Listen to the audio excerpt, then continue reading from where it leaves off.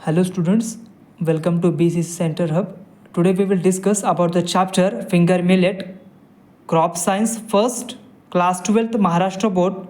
Let's start the video about the cereal crop Finger Millet.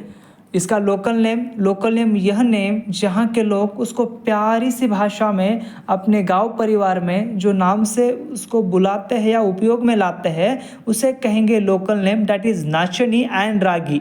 And इसकी family एक ही ब्रह्म ज्ञान याद रखिए, जब जब सीरियल क्रॉप होगा तब नानी आएगी। कौन आएगी जी? नानी आएगी। नानी आएगी मतलब ग्रामेनी आएगी। इसकी फैमिली होगी ग्रामेनी। ओके। एंड बॉटनिकल नेम इल्यूसी कॉर्काना, ठीक। एंड इसका ओरिजिन इंडिया। इसमें ज़्यादा नोटंकी वाली बात है नहीं, ईस्ट अफ्रीका, साउथ अफ्रीका या ईस्ट एशिया वगैरह वगैरह।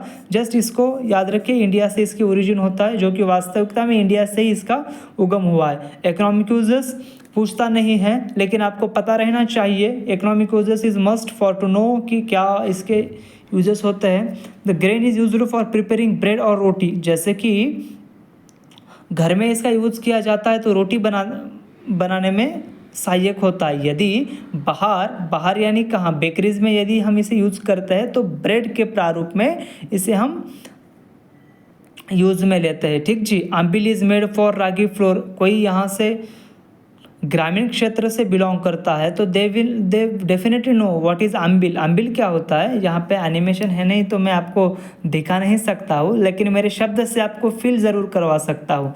जो सूप होता है, सूप की तरह अम्बिल होता है, लेकिन इसमें क्या होता है, नीचे से हम आग इसको बेक किया जाता है। इस आग के सहारे नीचे चूल्हे से इसे थोड़ा सा बेक किया जाता है, जो कि कोल्ड से हॉट में प्ररूप हो जाता है, तो उसे हम अम्बिल के रूप में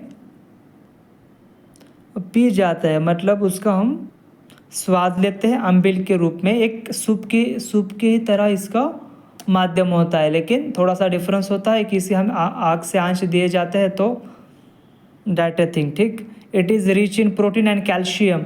ये बैलेंस डाइट की बात करूँ, यहाँ पर it is rich in protein and calcium. Protein और कैल्शियम में इसकी मात्रा ज़्यादा होती है।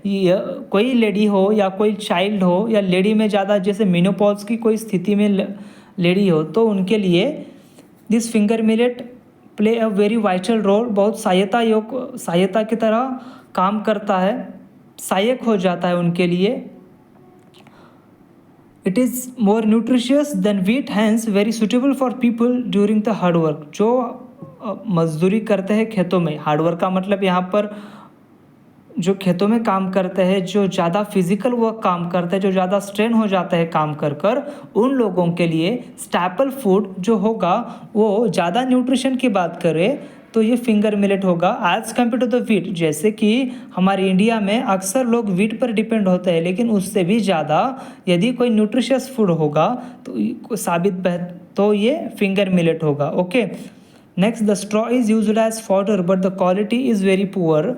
इसका जो स्ट्रॉ होता है, जो फॉडर के रूप में हमें मिलता है, जो हम पशुओं को देते हैं, ये ठीक होता है, लेकिन इसकी क्वालिटी जो होती है बहुत ज़्यादा पुअर होती है इन द न्यूट्रिशियस। जैसे हम बाहर से खाना खाते हैं, मैगी हो या अन्य भी चाइनीज़ वगैरह फूड आइटम हो, खाने में तो बढ़िया लगते हैं, लेकिन उसकी क्वालिटी बहुत ही पुअर होती है। ठीक उसी प्रकार इसकी भी क्वालिटी बहुत ज़्यादा पुअर हो जाती है। क्लाइमेट और इकोलॉजी, इनको सबसे क्वेश्चन आता नहीं है, लेकिन इसके वैरायटी थोड़ा सा आप याद रखिए। ये E11, E31 ये तो बोलचाल की भाषा में ठीक है, लेकिन याद रहते नहीं है। यहाँ पे लड़की का नाम है तो ये बढ़िया से याद रहेगा, अनुपूर्णा, ठीक जी। हसना, हाजारी, गोदावरी, PR 202। तो इसको इस प्रकार से आप याद रख सकते हो। Cultural method preparation of land यही है, सबका ब्रह्मास्त्र वही है। एक प्लफ एक हल देना चाहिए, फिर 2-3 बार हरोइंग करना चाहिए, देन सीड बेड फॉर्म होता है एंड हमको वहाँ पे सोइंग करना चाहिए, ठीक जी। इससे भी क्वेश्चन आने के चांसेस बहुत ज़्यादा लो है। हाँ, लेकिन यहाँ सोइंग टाइम से क्वेश्चन आ भी सकता है, ठीक जी। सोइंग टाइम मई टू अगस्त, इसको याद रखिए बढ़िया से। सोइंग मेथड जो होगा, इसके 2 method, broadcasting, drilling and transplanting, ये तीनों मेथड से ही इसमें हम इसका ट्रांसप्लांट कर सकते हैं, हम इसे उगा सकते हैं। ठीक, तो इसका ज़्यादा डिटेल में ना जाते हुए, डिटेल में जाना ही नहीं है क्योंकि इतना क्वेश्चन आएगा नहीं इस पर। ठीक, लेकिन इसका सीड रेट थोड़ा सा याद रखिए। ब्रॉडकास्टिंग में 10 to 12 kg पर हेक्टर लगता है। हेक्टर का अर्थ होता है 2.5 acres.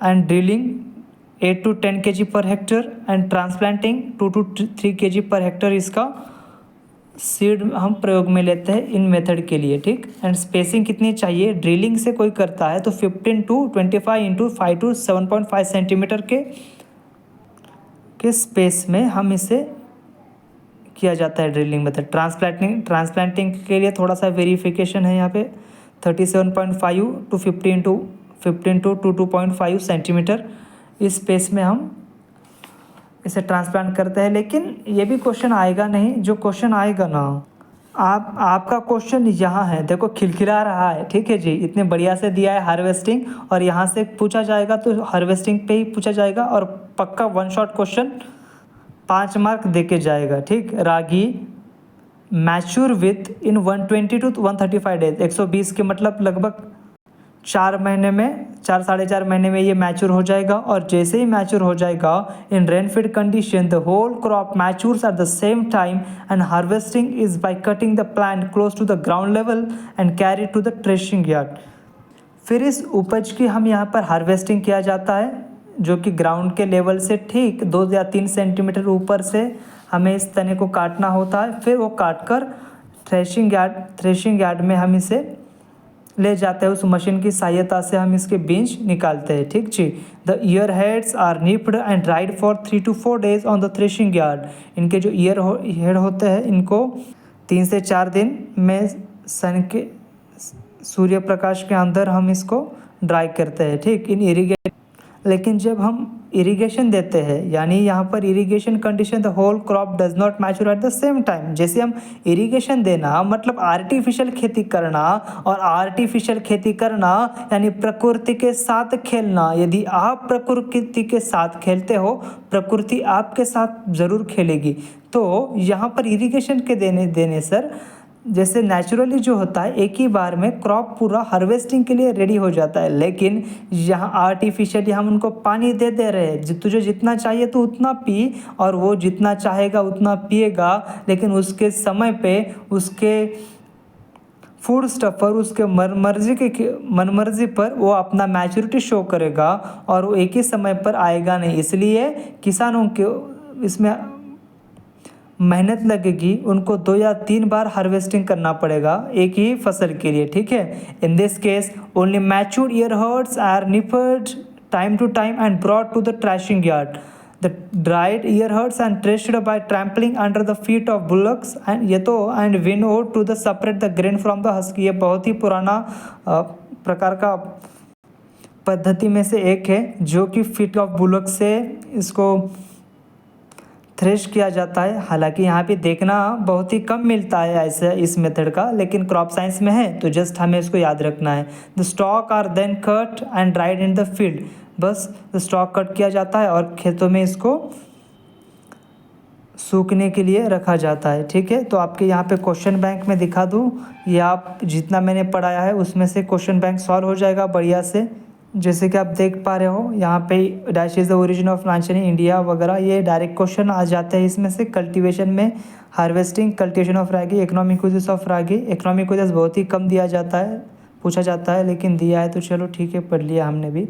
Supply short information on ragi crop, इसमें क्या होता है 2-4 क्रॉप मिलाकर पूछता है, ऐसे अकेला क्वेश्चन पूछता नहीं है 5 मार्क्स के लिए।